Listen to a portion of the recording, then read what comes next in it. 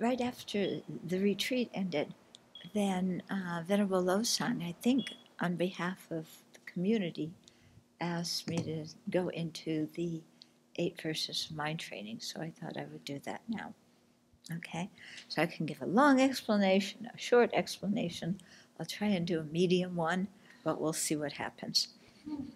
Okay, so the first verse says, with the thought of attaining awakening for the welfare of all beings who are more precious than a wish-fulfilling jewel, I will constantly practice holding them dear. So this is the verse that sets the tone for everything. You know, this is the verse of generating bodhicitta, which is, they say, to be the cream of the Buddha's teachings. If you churn the Buddha's teachings, the cream that rises to the top is bodhicitta. Okay? So that is the thought of attaining awakening for the welfare of all beings. That's, you know, what bodhicitta is. And then all these beings who are more precious than a wish-fulfilling jewel. So I explained during the retreat, this will be a little bit of a repetition for those of you who attended the retreat, that in ancient Indian mythology, there's this idea of a wish-fulfilling jewel that's somewhere in the ocean, and they used to send exploratory ships out to try and find it. The idea being if you found a wish-fulfilling jewel, it would fulfill all your wishes. Okay? So, here it's saying that all these sentient beings are more precious than a wish-fulfilling jewel. So, more precious than a wish-fulfilling jewel that could fulfill all of our worldly wishes. Yeah, because this jewel can, it can give you whatever you want in a worldly sense, but it can't give you nirvana or awakening or any kind of spiritual progress. But these other sentient beings are more precious than this wish-fulfilling jewel, because based on them, we can attain all the paths and stages as well as full awakening. So then we say, well, why are these sentient beings more precious than a wish-fulfilling jewel? Okay, why? Well, it's because to generate bodhicitta, which is the, motivation that we need to get ourselves to awakening, and the motivation that differentiates someone on the Mahayana path from someone who aims simply for arhatship. This bodhicitta depends on our having love and compassion and wanting to work for the awakening of these sentient beings. Okay, so it's not just sentient beings, it's all sentient beings, which means each and every one. So it includes us, but it also includes everybody. Yeah.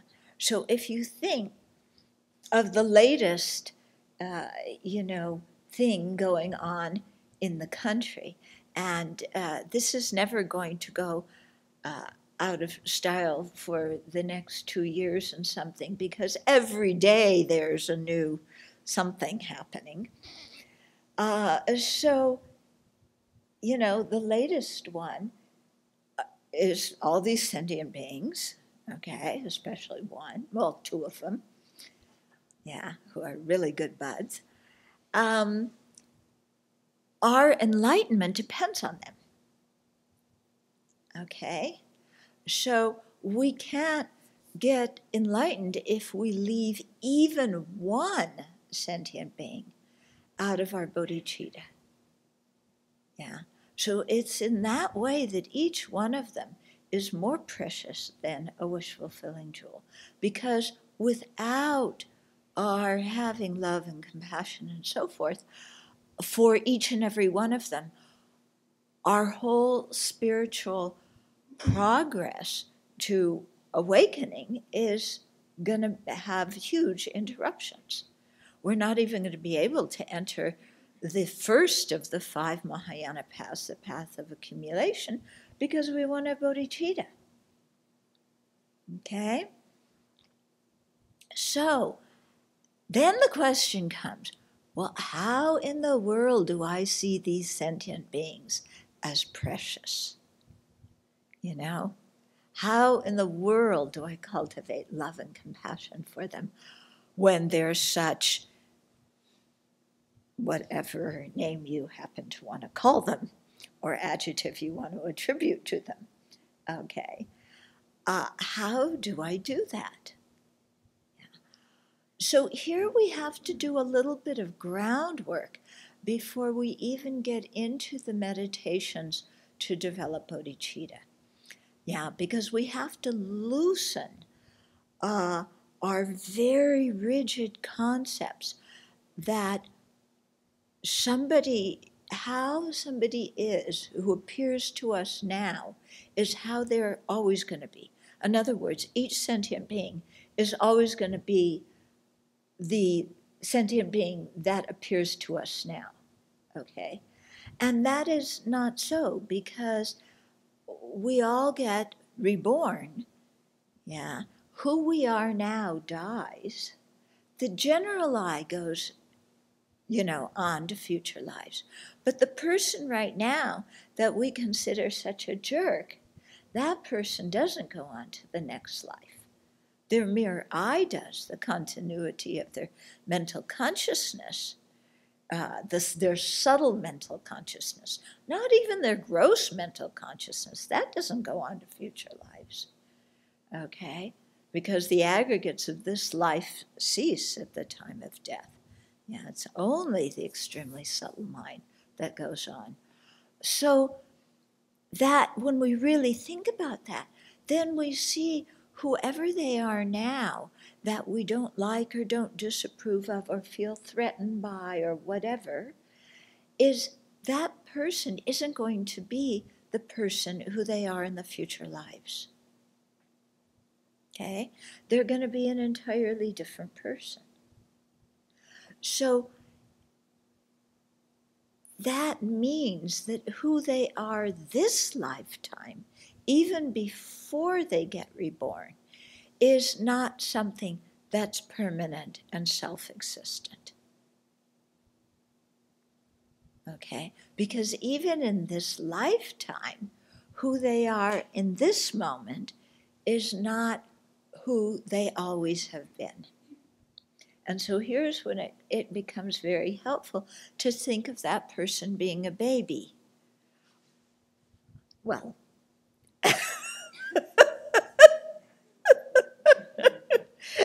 England did that very well.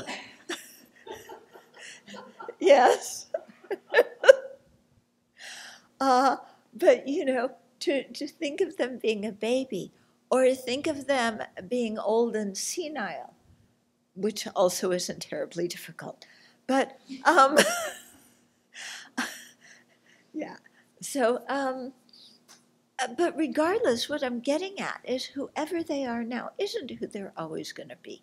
So let's not concretize who this person is, okay, whoever they may be, because, whoever they are is something that's transient, impermanent, and also that was created by causes and conditions, okay? So they're just a product of causes and conditions. So they're nothing that is fixed, because causes and conditions are always changing. So the result is always changing. Okay.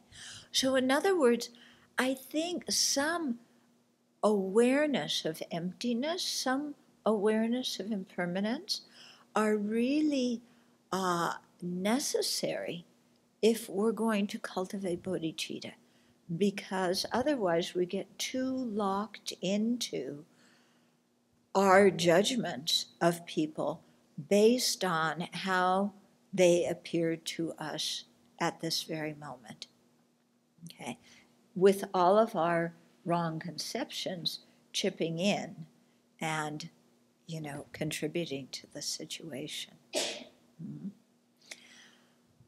So I was writing to one of the inmates that I correspond with, and he had told me about a situation that happened when he was 16 that really made a very strong impression on him, when his father scolded him for something that really didn't deserve scolding, but then told him, you know, you're not going to amount to anything and you're flawed and blah, blah, blah. Really tore him to shreds. At that delicate age of 16, when you're just trying to figure out who you are.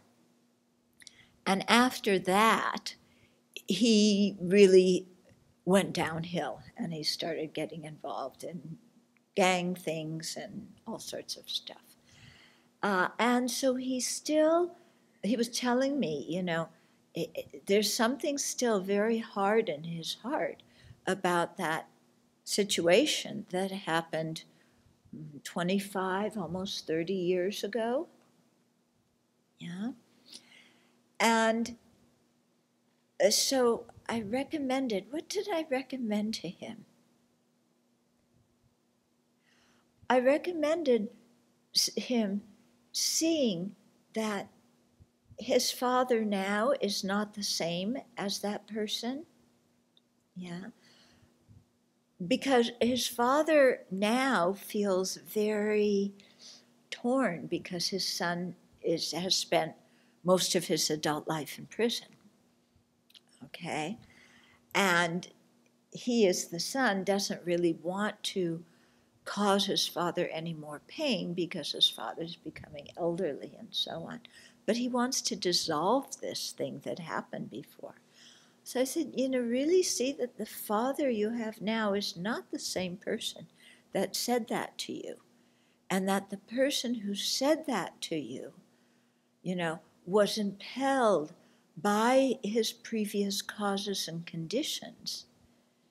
And even though he consciously probably didn't say, I want to adversely affect my son and make a very strong negative imprint in his life, due to his own afflictions, that he said something and that's what happened. Yeah. So I said, you know, because sometimes his father would bring up situations that reminded him of that, and it was very hard for him. And so I said, just see your father as, you know, who he is today, not who he was then. And so he said that at the next family visit, he tried doing that, and it really helped him a lot because he began to see that what happened in the past was in the past. Yeah, it's, you know, his father doesn't think that and isn't going to say that now. And his father said that due to his own frustration over who knows what happened that day many years ago. Okay? So you see, seeing things as impermanent, seeing that people change, realizing that they aren't truly existent, that really helps on the forgiveness side. And in order to have compassion for others, you know, we have to be able to forgive them. Yeah, if we can't forgive them and put down our anger, it's going to be very difficult to create compassion because anger and compassion can't exist in one, manifest in one mind stream at the same time. Yeah, they're contradictory, and mutually exclusive, but not a dichotomy. Okay, so we have to, you know, really practice like that and loosen this very, you know, strong opinion that we have of who people are, as if they had one essence that is who they always have been and who they always will be. Okay? And so that will help us practice holding them dear. So that's the start on the first verse. Okay?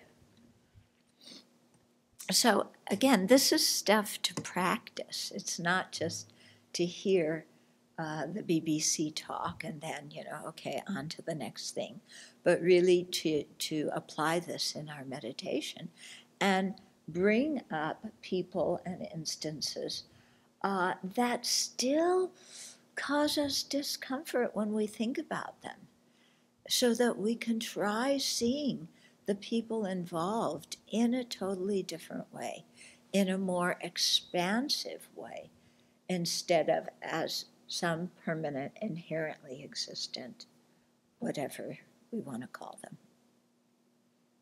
Okay? And if you do this, and it takes time, we need to practice. It's not just one meditation session. It's repetition again and again.